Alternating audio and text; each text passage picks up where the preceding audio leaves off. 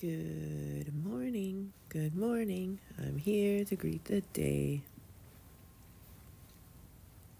I was up super early at like 5, but I did go to bed super early, like 9. I usually go to bed around like 11, but I was really tired yesterday, especially after all of that hard work I did. So I was kind to myself and I went to bed super early, and I'm glad I did. Even though I woke up at like 5. I might need a nap later.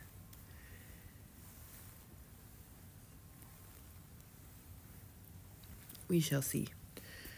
Anyway, the boys will be getting up in about 10 minutes or so at 7. And then I gotta get ready for Mass. I also have to take my dose. I'm gonna take it before I go today because yesterday when I took it after I came back, there was really nothing in my gut. And I think that's why I had so much gas yesterday. So I'm gonna take it before I go because I have coffee in my gut. But we'll see. Other than that, today is going to be a very, very slow, mundane day, which is why I'm probably going to end up having a nap later. It'll probably be on the chair.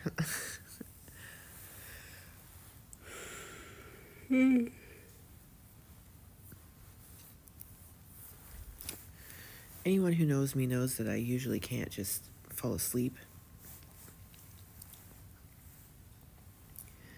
But recently,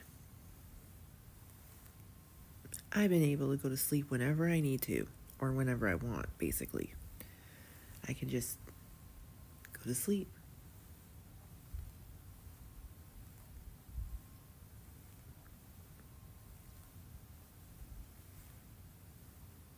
But yeah, so.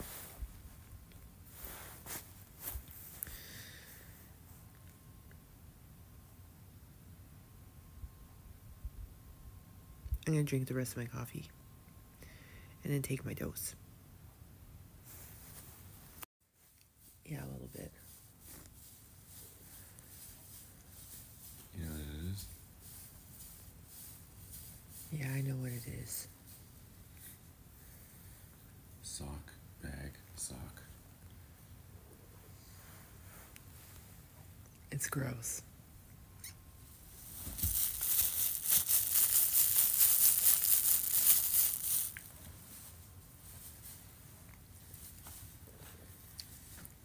What time is it? 7.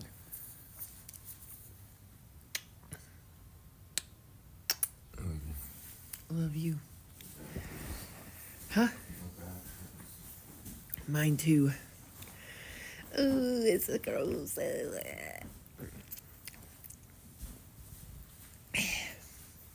The aftertaste lasts 20 minutes. Are real gross. Tastes like earwax, y'all.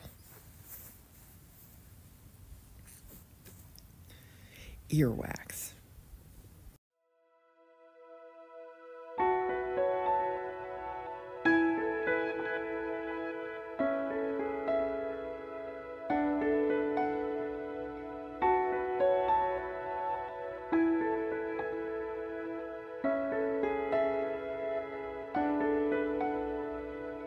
Welcome back to Reason and Theology. I want to talk about Pope Francis's comments that he made yesterday about Jesus Christ and the gospel, especially in light of his very controversial comments that he made recently about all religions being paths to God and being willed by God, and the diversity is willed by God, and they're all filled with richness made by God. And so, in light of some of those comments that he made, we're going to consider something that he said yesterday that you're probably not going to hear anywhere else. Because the truth of the matter is, report on these things generally only report on one side. They only report on controversial things that Pope Francis says, not the good things or not the clarifications that he makes. And so I want to bring to your attention something that you're likely not going to see elsewhere.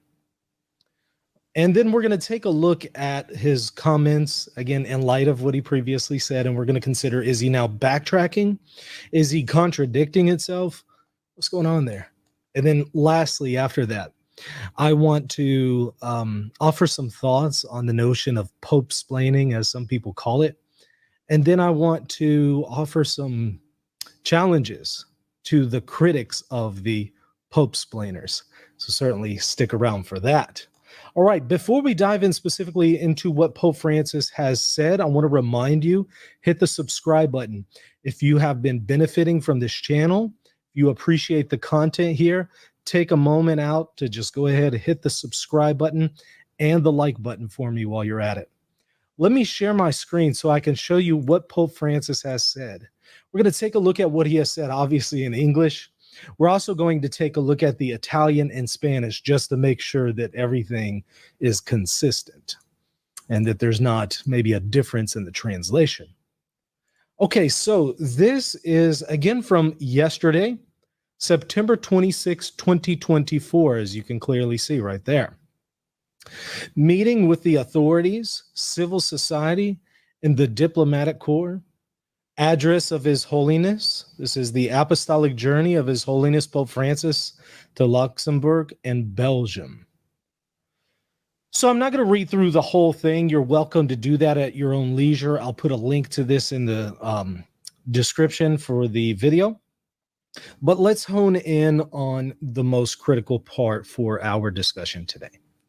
Okay, so he says very, very clearly, as the successor of the Apostle Peter, and on behalf of the church, which, as St. Paul VI said, is an expert in humanity, I am here to testify that the gospel is the life source. What life source is he talking about? Eternal life.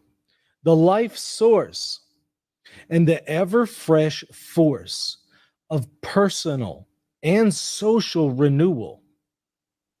It brings about harmony among all nations, among all peoples, harmony, and the ability to experience and suffer together. It is the gospel of Jesus Christ alone. Listen to that key word, alone. The gospel of Jesus Christ alone that is capable of profoundly transforming the human soul, making it capable of doing good, even in the most difficult situations, of extinguishing hatred and reconciling parties engaged in conflict. So he's saying the gospel is the life source. It's in the gospel alone that we receive this and that can transform the human soul that is in sin. May everyone, every man and woman in full freedom, so not just some people, may everyone know the gospel of Jesus, who has reconciled God and humanity. So this is not just some kind of social thing that he's talking about. It's not merely that. He's talking about a reconciliation between mankind and God. Why? Because there is a sin problem that humans have. And so where's that source of life? Where's that source of reconciliation? He says it's in the gospel of Jesus alone. And everyone needs to be given that gospel, who has reconciled God and humanity in his person. That's in Jesus. And who, knowing what is in the human heart, can heal its wounds. So again, we're not just talking about social healing. We're talking about healing of the soul due to sin. And that life source that brings the healing is Jesus Christ alone, not one among many ways, not one among many remedies.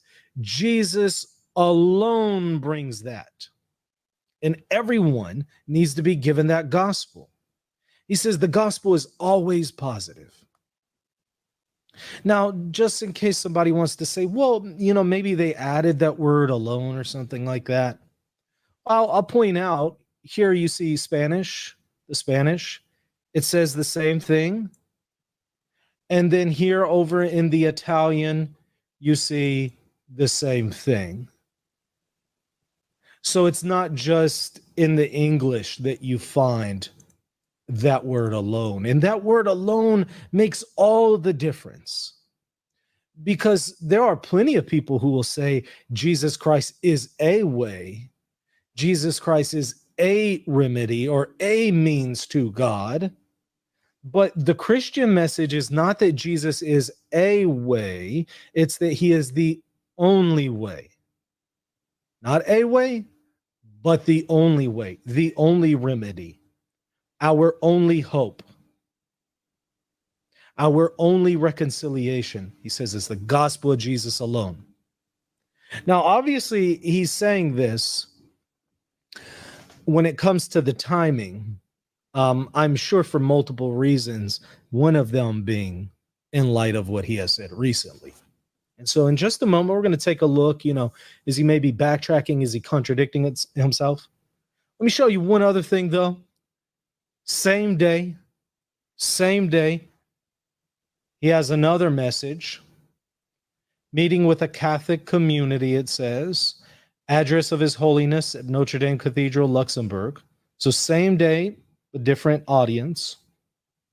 He's talking about the gospel. He's talking about preaching. He's talking about missionary activity. Then he says, firstly, your work reminds us of our responsibilities towards our common home and that we must care for it rather than oppress it. At the same time, it also makes us consider that if we live out of this mission together or live this mission out together, it will become a magnificent piece of music we can sing in order to proclaim the beauty of the gospel to all. So the gospel is for everyone. It is also important for all of us to remember that what drives us to be missionaries is not the need to meet quotas or to proselytize. For Pope Francis, proselytism basically means using certain means that are evil in nature to try to get people to sign up for Christianity. Think of your Kenneth Copelands who try to manipulate people. That's what he's talking about here. But he says, but rather, our desire to make known to as many brothers and sisters as possible the joy of encountering Christ. And here I would like to recall a beautiful expression of Benedict XVI. The church does not grow by proselytism, but by attraction. Thus, as we overcome difficulties, the living power of the Holy Spirit is at work within us. Love moves us to proclaim the gospel, which opens us to others. Accepting the challenge of this proclamation allows us to grow as a community, thus helping us overcome the fear of embarking on new paths and to welcome gratefully each other's contribution. This is a beautiful, healthy, joyful dynamism that we would do well to cultivate in ourselves and among others around us. So what he is saying is there's clearly a very heavy emphasis in these two messages on preaching the gospel, evangelizing people, witnessing to people, missionary activity, bringing Jesus Christ to people, saying that everyone needs the gospel. Jesus is for everyone. This message is for everyone, and that it's in Jesus alone that we have that reconciliation between ourselves and God due to this sin problem that we have. It's in Jesus and his gospel alone that we receive this redemption. Well, he normally talks this way anyway. He normally says these things, but I do think that he is repeating them again in light of what he said recently. in light of the confusion that some of his words caused. I did 2 videos on them, critiquing them, showing what he said, in fairness, what he said, what he probably meant, and then the problem with how he expressed it, and I offered some criticisms of it, and I stand by it. But now we have to ask the question, okay, is he just contradicting himself? Is he backtracking? Is there some way to harmonize what he had previously said with this? That's what we need to consider now. Now, for those of y'all who are just now joining in, hey, hit that subscribe button. I would really appreciate your support. If you appreciate the content here on the channel, if you've been benefiting from the material, take a moment out to just hit the subscribe button and the like button for me. Well, a lot of people aren't even going to hear this message. The people who have spoken about this issue with Pope Francis, the vast majority of them are not going to show this to you. It doesn't get the clicks. It doesn't help them with their agenda. They often, very often, many of them, use people for money. They use people for clicks. And if this isn't going to bring them clicks, they're not going to do it. If this goes against their narrative, they're not going to do it. They're not going to report on it. But for those who do see this message, and then they're wondering, okay, well, how does that work with what you said previously? I'm sure some people will think, okay, he's backtracking. Others will say, no, he's contradicting himself. You know, he speaks out of 2 sides of his mouth. He'll say, you know, on the one hand, one thing, and then he'll say something else contradictory to another group. They'll say he's a Peronist. He just tells people what they want to hear. I mean, obviously that's a possibility, but I do think that's unlikely. I think that there's probably some more reasonable solutions here. I previously critiqued what Pope Francis said because the way he expressed it was incredibly poor and misleading. I also critiqued him for not coming out and clearly correcting what he said and explaining what he meant. But I did offer a solution on here's what he may have meant. What he may have meant is the good, the true, and the beautiful that you can find in other religions. That is a path to God. Well, yeah, okay. But that's not how the vast majority of people are going to take what you said, Holy Father. And that's the problem. What you may have meant is not what you actually said. A lot of people just rush to say, well, here's what he meant. Yeah, I understand that. I get that. But he didn't say that. What he meant to say, perhaps, is not what he actually said. And most people are just going to go with what he said, and that's the problem. And that's an error on his part, and he needs to correct that. He needs to come out immediately, the day of or the next day, and say, hey, sorry, guys, here's what I meant. So is there a way to maybe harmonize what he said previously with this? Yeah, but here's the problem. You shouldn't have to do that. He should come out immediately and very clearly say, here's what I meant. Is it good enough to just come out and say, Jesus is the way, the truth, and the life? No one comes to the Father except through me. You know, is it good enough to come out and say those things? In my estimation, no. It would be helpful if one does that, of course, but rather than just simply come out a week later and repeat the truth, it's important to come out, take some time, put it to the side, do a press conference and say, hey, look, guys, here's what I said the other day. Here's what I meant. And just very clearly make that known to people. Because here's what's going to happen. 99% of people who saw those headlines about Pope Francis and what he said, they're not going to see this. So really, it's not good enough to come back later, maybe a week later, and repeat the truth, because 99% of the people who saw the error are not going to see this. So while I think it's helpful that Pope Francis has done this, I don't think it's sufficient to address the issue. I don't think it's sufficient. Now, maybe Catholics have an obligation to share this as widely as possible. Sure. But even then, it's not going to spread as much as a controversy. So ultimately, what Pope Francis needs to do is come out and clearly say, hey guys, I affirm that Jesus is the way, the truth, and life. He's the only way to reconciliation with God. Here's what I meant the other day. He needs to do that. I don't think he's going to. I think this is the best that we're going to get. But this should alert people to the fact that it's a little more complex than they initially thought. As I actually showed people when he came out with those controversial statements, I said, well, it's a little more complex than you think, because Pope Francis said this about all paths being ways to God, and yet he's the same Pope Francis who says elsewhere, and I showed this to people multiple times, he elsewhere says Jesus is the way, the truth, and the life, and he's the only way to heaven. So either he's contradicting himself or he's poorly communicating something that is reconcilable, but he's doing a terrible job at doing it. So this isn't necessarily Pope backtracking. It's not necessarily the Pope contradicting himself. Could be those. A more likely solution is Pope Francis meant to explain the good, the true, and the beautiful that are found in these false religions. That can lead them to God, bring them closer to God, but salvation is in Jesus alone. Same thing that Paul said in Acts 17, but much more articulate. So it's not necessarily a contradiction, not necessarily a backtracking, but also I don't feel that this is good enough. I think it's a step in the right direction, what Pope Francis is doing here. I think it's helpful, but it's not good enough because most people aren't going to see this. I mean, honestly, consider this. This came out yesterday. Did you hear anyone else talk about this?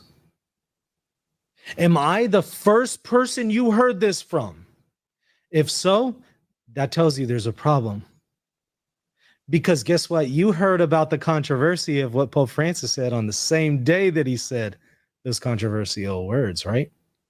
But now whenever you see something that doesn't fit that narrative, you didn't hear about it until I came on the air and told you about it. And then you're likely not going to hear about it from many other places elsewhere. You might see a few channels here and there, but it's going to pale in comparison to those who have reported on what he said the other day. And let's see how my words age here. Let's see if everyone in media proves me wrong.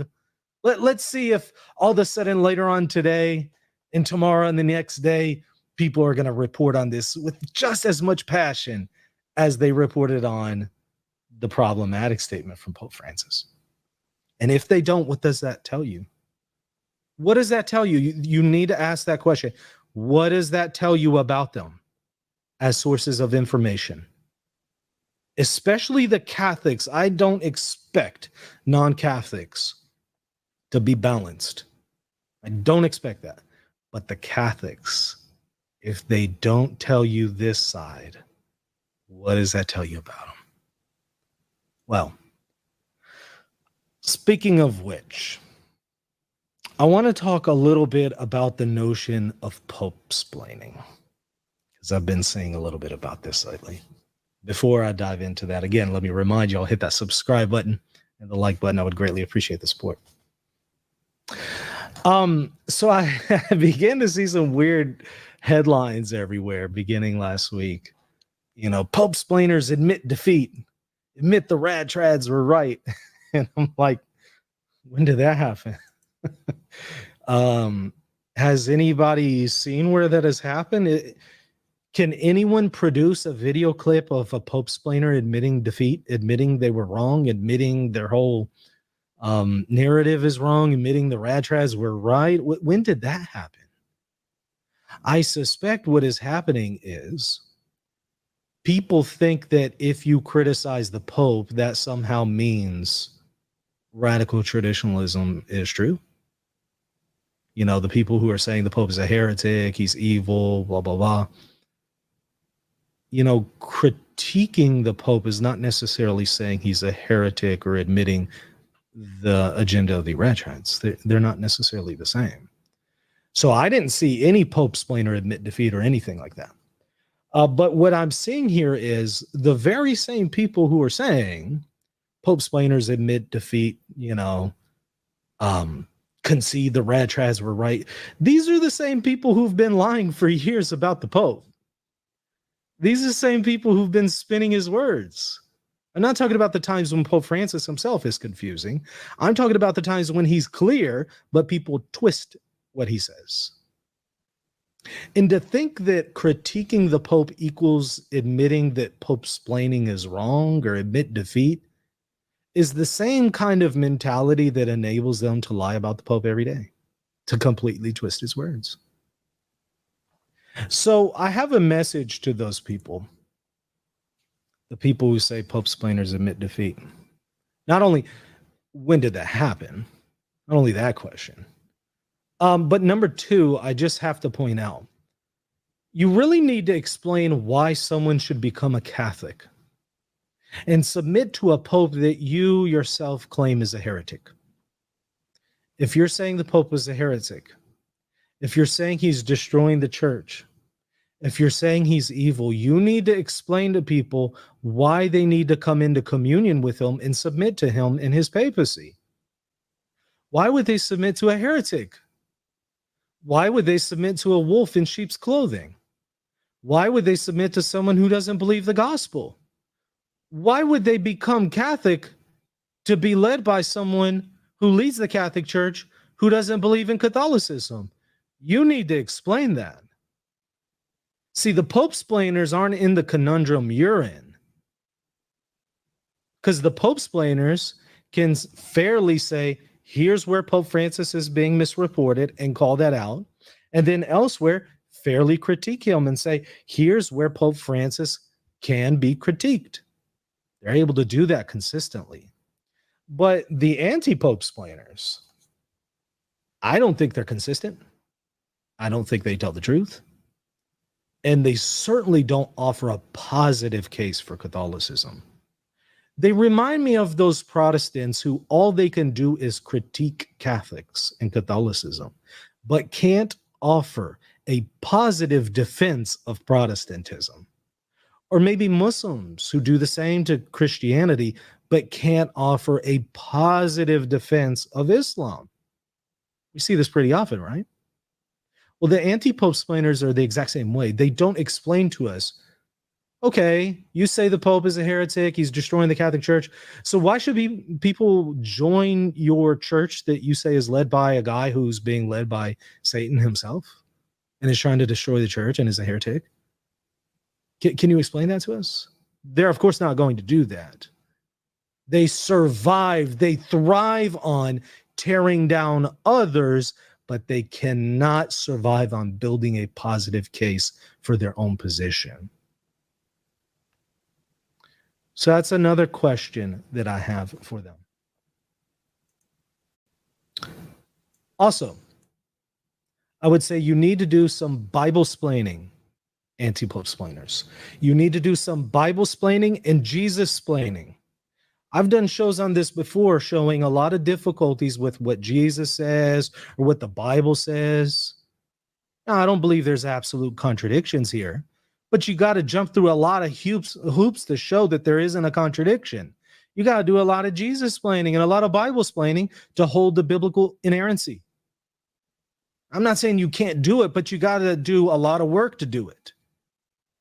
And what I want to say is, rather than waste time on critiquing Pope-splainers who are just trying to defend a religion that you belong to, or actually trying to help you out because you're supposed to be a Catholic, right? Rather than criticize the Pope-splainers, please do some Bible-splaining and Jesus-splaining, because there's a lot of Muslims and a lot of atheists out there that see some really big difficulties with the Christian message. I'll give you just a few. Well, one that I've often pointed out, Jesus says he doesn't know the day or the hour of his coming. How does that work out in light of his divinity? Now, I've done videos answering that question, but no, I want to see the anti-Pope-splainers answer that one. Here's another one. First Kings says that God sends a lying spirit into the mouth of false prophets to deceive people. How does that work in light of the claim that God is a God of truth? I mean, I have an answer, but I do have to do a lot of Bible-splaining and God-splaining to make sense out of that. God, according to scripture, it explicitly says God sends a lying spirit into the mouth of false prophets to deceive people. And yet I also say that God is God of truth and not of lies. How does that work? I have a solution, but there's a lot of God-splaining involved. So if you're bothered by Pope-splaining, I just want to point out the inconsistency. Shouldn't you be bothered by the Bible-splaining and Jesus-splaining that you got to do in order to just be a Christian? Let me give you another one that's often overlooked. But of course, I suspect that most of your anti-Pope splainers believe that the Bible has been fully preserved, right? I don't know any Catholic Pope splainer or anti-Pope splainer who would say the Bible has not been fully preserved, God's word has become corrupt, hasn't been fully preserved. I don't know anyone who would say that. I can't think of any. So that's taken for granted. The Bible's been fully preserved, right? There's a very serious difficulty, however, that requires a lot of Bible splaining in light of 1 Samuel 13:1, where there is an incomplete verse here. The incomplete verse is absolutely nonsensical. It has Samuel being 1 year old when he begins to reign, which makes no sense. I'm sorry, not Samuel, but Saul. Other manuscripts, or I should say translations, try to replace it and say he was 41 or 40 years old when he began to reign. But that's a guess. No biblical manuscript reflects that, which is why some translations literally just have a blank at that point and just basically have a verse that is incomplete, that has been corrupted, because the biblical manuscripts don't actually offer a complete verse there. So unless you're going to say, well, that verse just doesn't belong in the Bible at all, you have to there. So unless you're going to say, well, that verse just doesn't belong in the Bible at all, you have to either then say, okay, it has become corrupted, because there's no biblical witness, there's no manuscript witness to any kind of sensical or coherent reading of Saul's age. You have to do a lot of Bible splaining, and you have to insert words into there that aren't reflected in any of the actual manuscripts. So it's a serious difficulty. I'm not saying there's not solutions. I believe there are.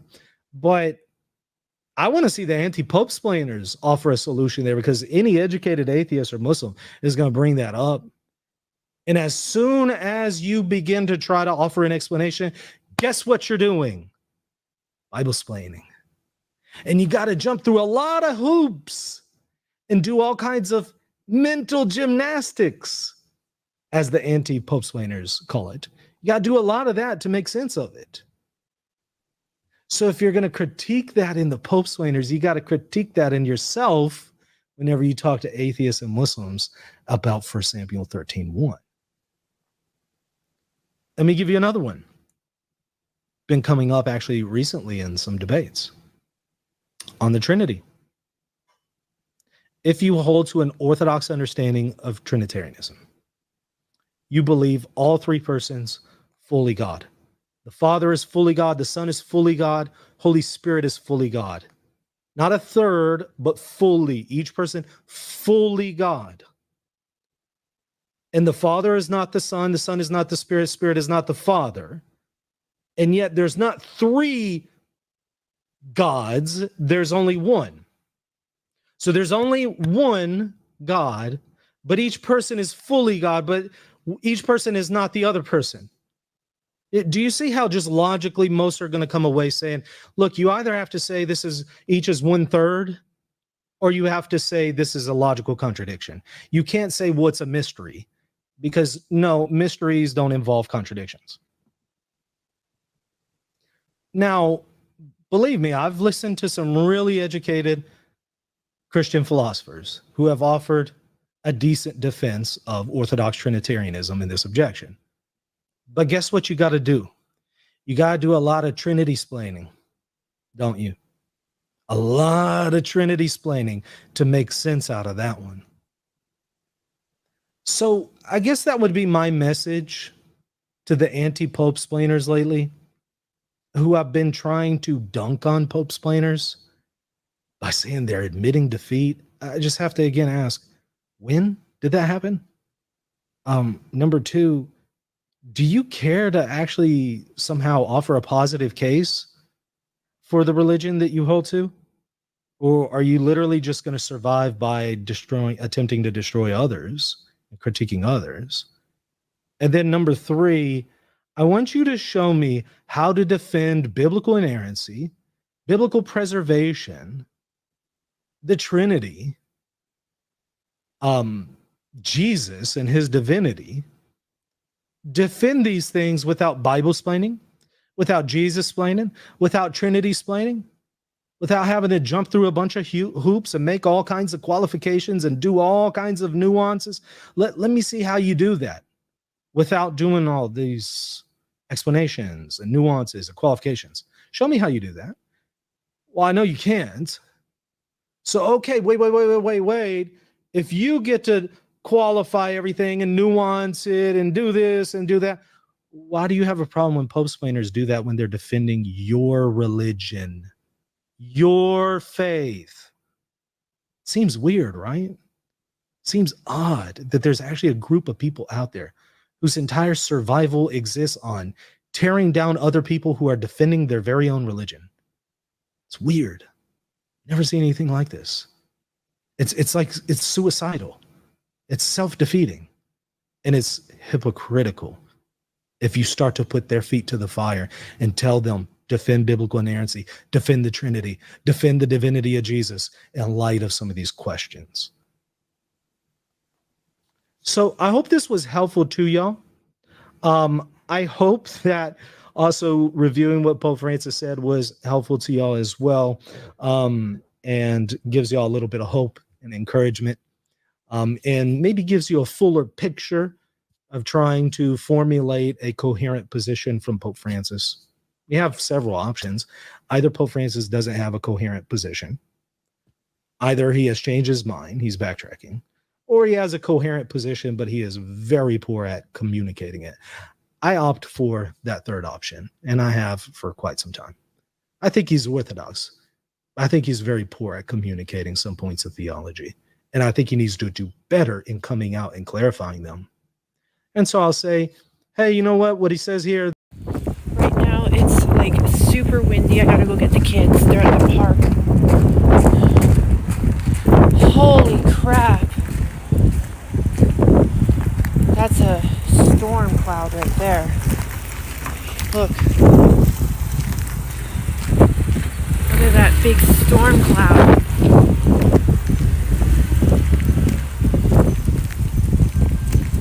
Whoa, that's huge. Okay, I gotta get the kids. It's too windy. Come on! We got a windstorm in effect. Come on.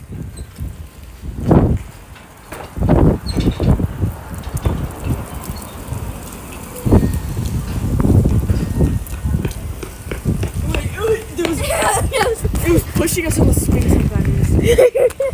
Yeah, it's pretty bad. Let's go. I got scared for you guys at the park. But I loved it. It's fun. I heard thunder. See? Look. Look at the storm clouds coming. Yeah. It's gonna be a storm. Let's get inside where it's nice and warm. I like it there. Look, guess what? This is the first time Logan wanted to stay home and I wanted to come and stay there. This is the first time Logan wanted to come home and I wanted to stay.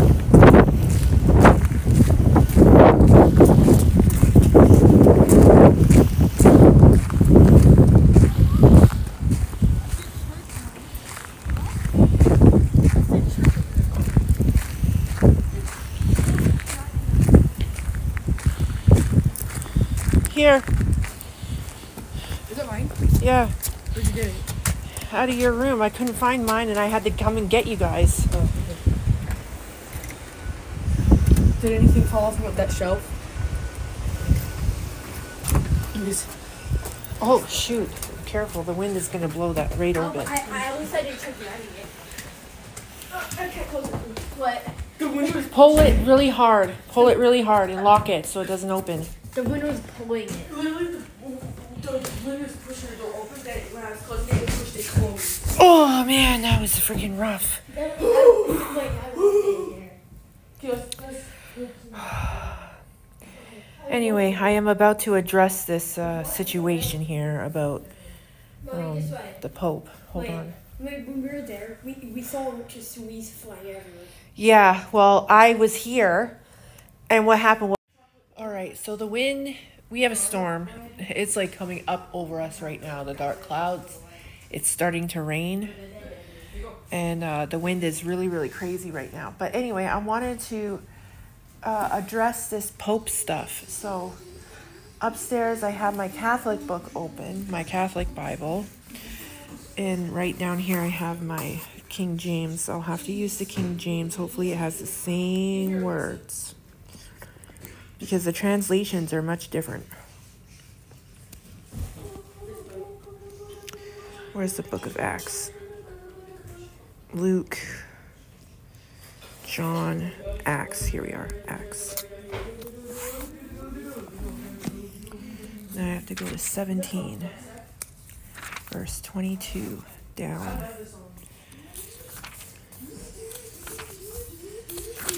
Hopefully it's the same words, y'all. Otherwise I'll have to go get my Catholic one. I'll just briefly read it over before I read it to you, just in case it's wrong, okay? Okay, 22. Where's it? I don't know where I like. Where's the donut? It's there. Hail! What? Hail! What? Over. Oh. What? What? Hail. Where? Oh, up there? Hmm. No, it's not. My hands are dry. My hands are not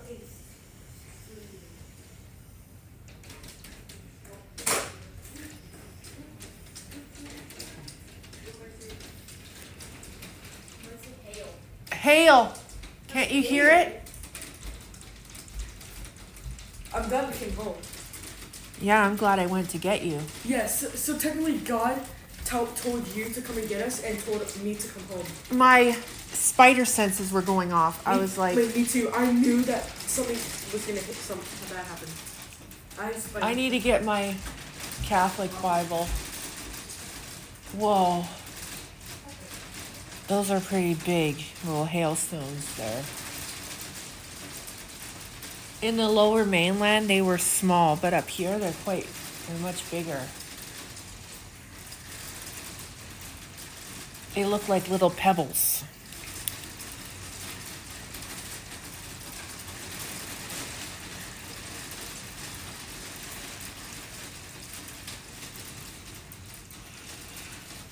Well, we have a storm. I'm gonna go get my Catholic Bible. Then I will, then I'll read it to you.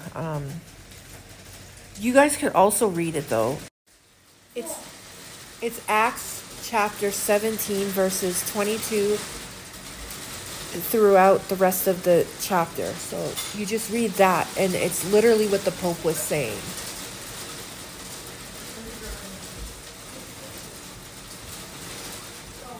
So that woman is not being honest. It's dishonest the way that she was criticizing without even doing her due diligence of actually researching what the Pope was saying. You know what I mean? But that's the thing. That's their agenda. They want to say that Catholics aren't even Christian when we are.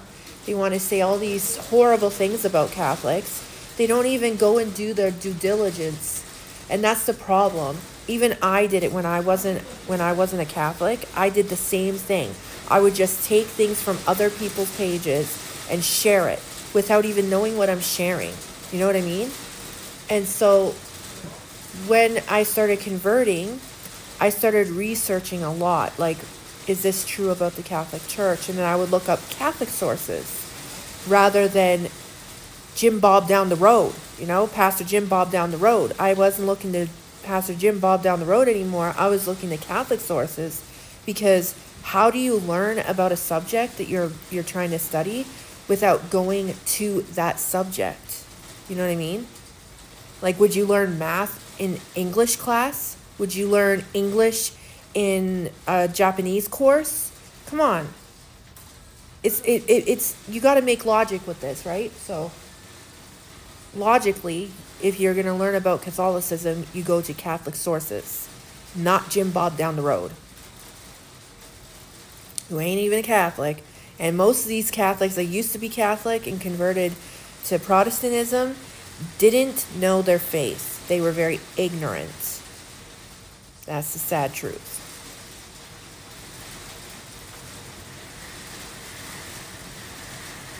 Wow. This storm is heavy. Oh, I hear thunder.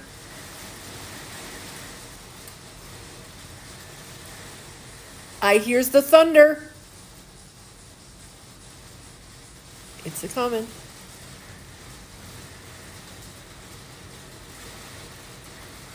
I'm gonna call Johnny. I'm scared.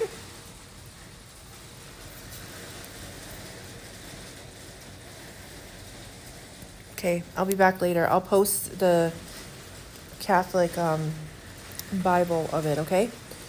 I gotta find one. It's around here somewhere.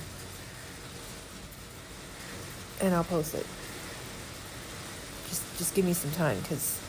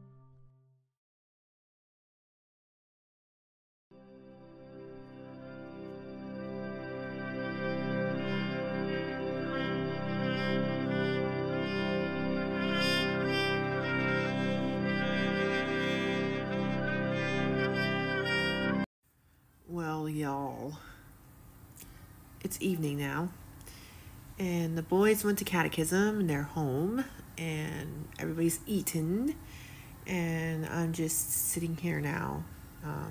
We're gonna go to bed super early tonight because, well, I don't feel too good. I think I might have a stomach bug. I don't think it's the Prozac anymore. I think it's a stomach bug.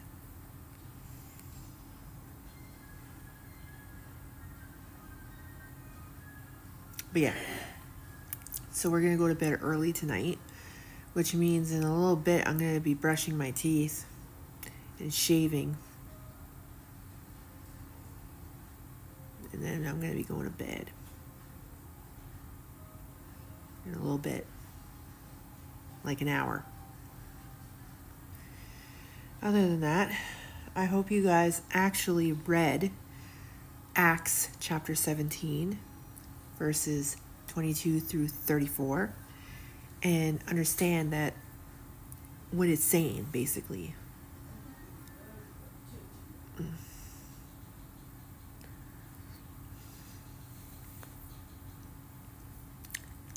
Other than that, I might come back one more time just to say goodnight, but I don't know.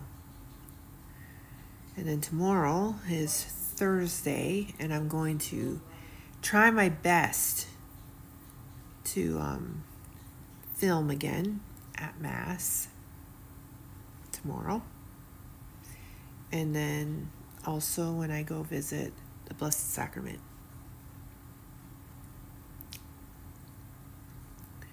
I might even go to Bible study with Father. That should be fun.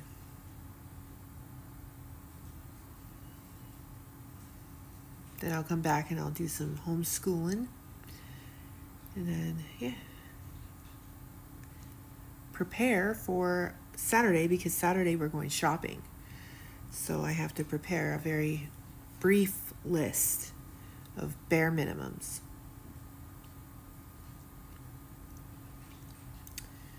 So yeah. I shall return one more time, I think.